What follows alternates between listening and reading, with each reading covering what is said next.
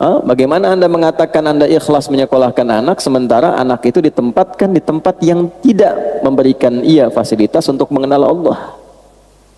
Itu akan dihisab. Ya? Jadi jangan salahkan anak, kalau sudah dewasa dia juga kebingungan.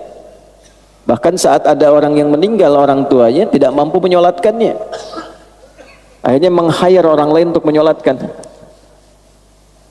Jangan salahkan anak dulu, kalau dia tumbuh dewasa, dia sulit baca Quran. Coba dilihat di mana disekolahkan, apa yang dia pelajari.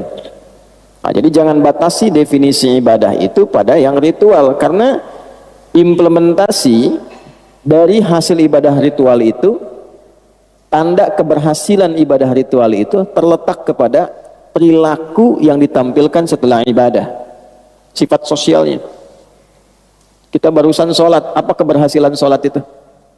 Bukan hanya sempurna rukunnya, kesempurnaan rukun itu dibuktikan dengan tanda-tanda keberhasilan sholat yang ditampakkan lewat perilaku setelah sholat. Inna sholata tanha 'anil fahsya wal munkar. Jadi berlatih ikhlas itu di semua aspek kehidupan, supaya kita merasakan feel dalam hati kita tersambung dengan Allah. Kalau sudah terkoneksi itu enak sekali. Ya.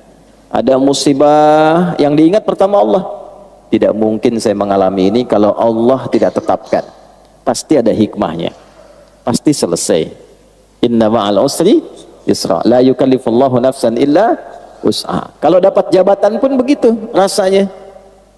Oh, ini Allah mengizinkan saya dapat promosi, apa yang diinginkan oleh Allah di sini?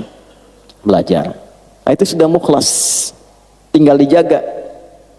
Ya, kalau dijaga sampai dengan meninggal, insya Allah ada anugerah-anugerah besar yang kemudian bisa kita dapatkan. Ya, kalau yang rakaat kedua tidak perlu saya jelaskan, karena itu diantara surat paling favorit selain An-Nas ya. Tadi kan bacanya Al-Asr. Ya, itu kurang lebih maksud saya menyampaikan dengan membuka itu dulu supaya kita bisa merasakan kenikmatan lebih dalam menunaikan sholat berjamaah. Jadi begitu salam kita bisa evaluasi diri. Oh, jadi kalau selama ini ada perbuatan yang kurang baik, berarti belum niat ibadahnya sempurna. Berarti pendekatan kepada Allahnya yang kurang. Kalau ada masalah nggak pernah tuntas, padahal harta sudah melimpah, kedudukan tinggi, berarti yang kurang bukan dunia, yang kurang pendekatan kepada Allahnya. Karena itulah ketika orang-orang seperti ini ingin kembali kepada Allah, menariknya di Al-Quran disebut dengan nama yang sama dengan orang yang sedang ibadah. Jadi orang taubat dari dosa sebesar apapun, ketika dia taubat, itu disifati oleh Al-Quran sedang ibadah, Pak. Itulah dahsyatnya ketika Allah memberikan anugerah. Itu dengan nama yang sama dengan orang yang sedang berdoa, dengan nama yang sama dengan orang yang sedang menunaikan sholat, namanya sama-sama ibad. Buka Quran surah ke-39 misalnya, di ayat ke-53.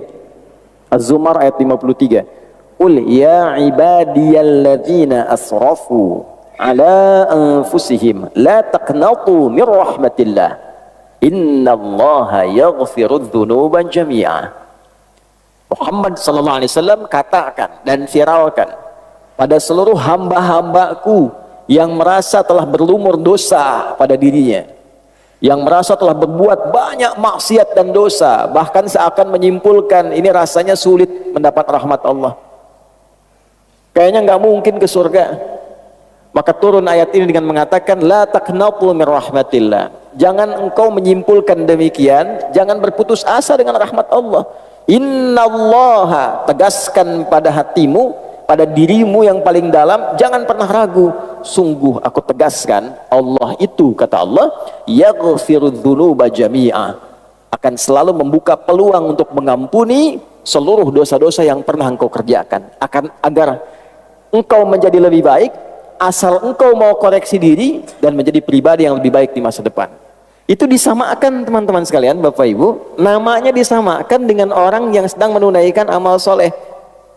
Jadi bertobat dari amal salah itu disamakan dengan orang yang sedang mengerjakan amal soleh, sama-sama ibad. Kalau sedang berdoa kan disebutnya ibad juga. Semoga kita disampaikan ke Ramadan dalam keadaan yang baik ya. Ayat puasa itu kan 183 sampai 187, satu rangkaian. Di 186-nya itu ayat tentang doa. Wa idza sa'alaka ibadi anni fa inni qarib. Dirangkaikan di ayat puasa karena umumnya orang saat masuk Ramadan banyak berdoa. Ya kan? Jadi itu sifat bagi orang soleh kan, berdoa. Jadi orang yang sedang berdoa menunaikan amal soleh itu disamakan namanya dengan orang yang telah berbuat salah dan dia bertobat. Jadi tobat itu amal soleh, ada pahalanya. Seperti kita mengerjakan yang ma'ruf, meninggalkan yang mungkar pun ada pahalanya. Mengerjakan yang soleh, meninggalkan yang salah, sama-sama berpahala. Nah itu kesimpulan yang kita dapatkan dalam kesempatan subuh ini. Jadi berbahagialah kalau saya, Anda, kita pernah berbuat salah dan mendengar ayat itu kemudian bertobat. Bukan hanya tobatnya yang berpotensi diterima, tapi pahala juga dituliskan. Betapa sayangnya Allah kepada kita.